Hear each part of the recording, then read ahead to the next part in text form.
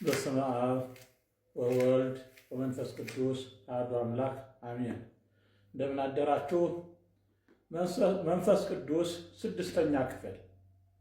ዛሬ ስድስተኛ ክፍል በሚለው የመንፈስ ቅዱስ ትምህርታችን እግዚአብሔር የእስራኤልን መሪዎች በመንፈስ ቅዱስ እንዴት እንደመረጠ፣ መንፈስ ቅዱስ የመረጣቸው መሪዎች ሕዝባቸውን እንዴት እንደመሩ እንማራለን። በዚህ ክፍል መንፈስ ቅዱስ ሲመርጥ ሕዝቡን ወደደው ማለት ነው። እግዚአብሔር ከወደደው ሕዝቡን መሪዎችንም በመንፈስ ቅዱስ ይመርጣቸዋል። በዚህ ጊዜ የሕዝቡን ችግር የሚያውቅ፣ የሚያስወግድ፣ የሚመራ፣ ጠላትን የሚያሸንፍ፣ ለሕዝቡ የሚነሳና የሚቆም መሪን እግዚአብሔር ያስነሳል። መጽሐፈ ሳሙኤል ቀዳማዊ ምዕራፍ 10 ከቁጥር 9 ላይ ያለውን አነባዋለሁኝ። እንዲህ ይላል። ከሳሙኤልም ዘንድ ለመሄድ ፊቱን በመለሰ ጊዜ እግዚአብሔር ሌላ ልብ ለወጠለት ለሳኦል።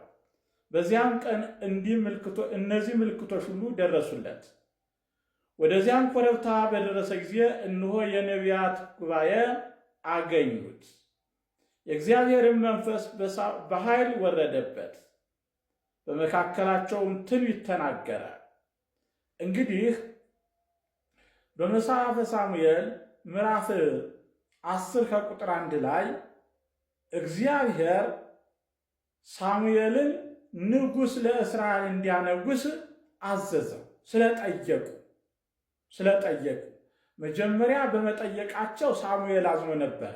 እግዚአብሔር ንጉሳቸው ነው፣ ስለዚህ እንዲህ ካሉ ሊርቅባቸው ይችላል ብሎ ኋላ ግን አንግስላቸው አለ። ሳሙኤል ለመነ። ከነገሰ አንተ የምትመራው ወይም አንተ የምትወደው ንጉሥ መንገስ አለበት ብሎ አጥብቆ ጠየቀ። እግዚአብሔር መራው። ነገ ሰው አመጣልሃለሁ፣ ያንን ቀብተህ ታነግሰዋለህ ብሎ ነገረው። በዚህም መሰረት በመጽሐፈ ሳሙኤል ቀዳማዊ ምዕራፍ 10 ላይ ቀብቶ አነገሰው።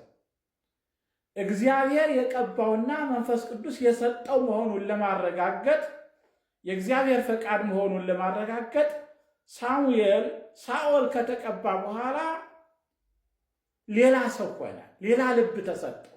ሕዝብን የሚመራ ለሕዝብ አዛኝነት ያለው ጠንካራ፣ አስተዋይ እንዲሆን ተሰጠው።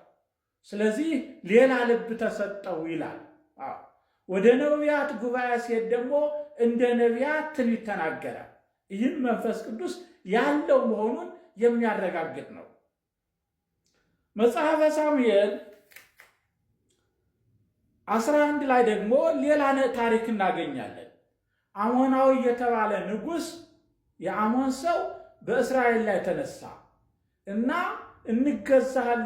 እንገዛልሃለን፣ ባሪያ እንሆንልሃለን ሲሉት እንግዲያስ ቀኝ ዓይናችሁን ስጡኝ ለምልክት አለ። በእስራኤል ላይ ስድብን ማስቀመጥ እፈልጋለሁ፣ ቀኝ ዓይናችሁን ስጡኝ አለ። ሕዝቡ አዘኑ፣ አለቀሱ፣ ጮኹ፣ መልእክት ወደ ሳኦል ላኩ።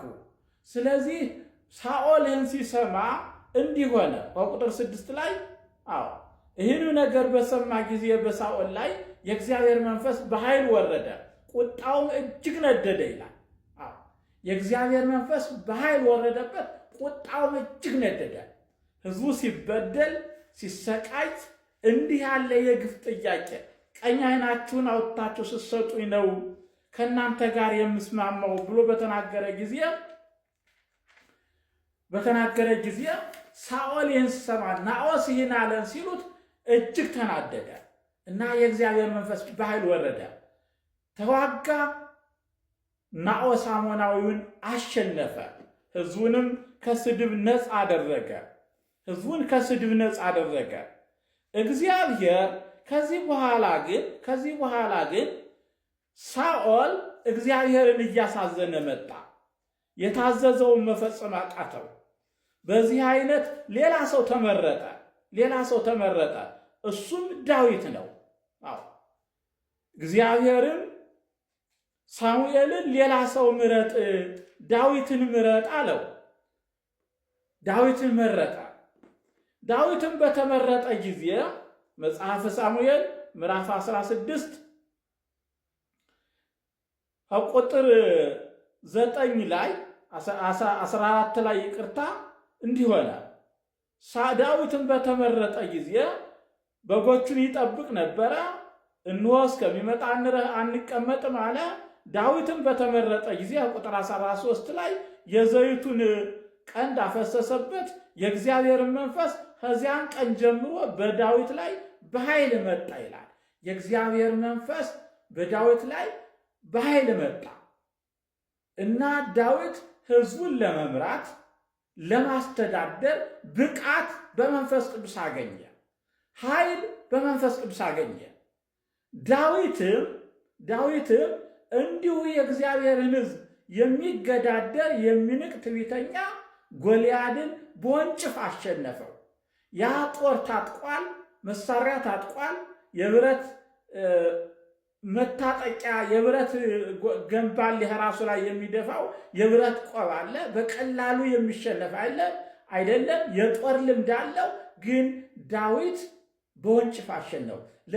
ለምን? የእግዚአብሔር መንፈስ ከእርሱ ነበረና። በእግዚአብሔር መንፈስ ሕዝቡን መራ። እንዲያውም የእግዚአብሔር መንፈስ በእኔ ላይ ተናገረ ብሏል ዳዊት። የእግዚአብሔር መንፈስ በእኔ ላይ ተናገረ። መዝሙረ ዳዊትን በመንፈስ ቅዱስ ጻፈ። ቢበድልም ተሎ ንስሐ ገባ። ቅዱስ መንፈስህን ከኔ አታርቅ ብሎ እግዚአብሔርን ለመነ። የቀናውን መንፈስ በውስጤ አድስ ብሎ እግዚአብሔርን ለመነ። እግዚአብሔርን ተለመነው፣ ንስሐውንም ተቀበለ። ሳኦል ግን ዳዊት የተተካበት በሳኦል ላይ አምጾ ነው እና ሳኦል ካመፀ በኋላ የእግዚአብሔር መንፈስ ራቀው። መጽሐፈ ሳሙኤል ምዕራፍ 16 አንደኛ ማለት ነው ከቁጥር 14 ላይ እንዲህ ይላል፣ የእግዚአብሔር መንፈስ ከሳኦል ራቀ፣ ክፉ መንፈስም ከእግዚአብሔር ዘንድ አሰቃየው። የእግዚአብሔር መንፈስ ሲርቅ ክፉ መንፈስ ያሰቃያል። የእግዚአብሔር መንፈስ ከሳኦል ራቀ፣ በምትኩ ክፉ መንፈስ አሰቃየው። ያ ክፉ መንፈስ ምን አደረገው? ተስፋ አስቆረጠው፣ ሐዘንተኛ አደረገው። ደስታን ከሱ አራቀበት፣ በጠላት እንዲሸነፍ አደረገው። ክፉ መንፈስ ሐዘንተኛ ያደርጋል፣ ተስፋ ያስቆርጣል፣ እንድትሸነፍ ያደርጋል፣ ክፉ እንድትሆን ያደርጋል። ይህ የክፉ መንፈስ ስራ ነው። የእግዚአብሔር መንፈስ ደግሞ ኃይልን ይሰጣል፣ ተስፋን ይሰጣል፣ ደስተኛ ያደርጋል። ዳዊት ሳኦል በድሎ ንስሐ አልገባም። አልበደልኩም ነው ያለ በሳሙኤል ፊት። ሳኦል ግን ዳዊት ሲበድል ግን ወዲያውኑ ንስሐ ገባ። ወዲያውኑ በድያለሁ አለ። ክፉ መንፈስን ከኔ አታርቅ። አዎ ይታውፅም ላዕሌየ ወመንፈሰ ቅዱስ ይታውፅም ላዕሌየ፣ መንፈስ ቅዱስን ከኔ አታርቅ። ወመንፈሰ ርቱዕ ሐድስ ውስተ ልብየ፣ የቀናውን መንፈስ በእኔ አድስ ብሎ አጥብቆ ጸለየ። እግዚአብሔርም ታረቀው። ስለዚህ የቅዱስ መንፈስ መንወር እግዚአብሔር ሕዝብ እንዲደሰት፣ እግዚአብሔር ሕዝቡን ሲወድ ቅዱስ መንፈስ ያለበትን መሪ ይመርጣል። ሕዝቡን ሲጠላ ደግሞ መንፈስ ቅዱስ የሌለበትን መሪ ይመርጣል።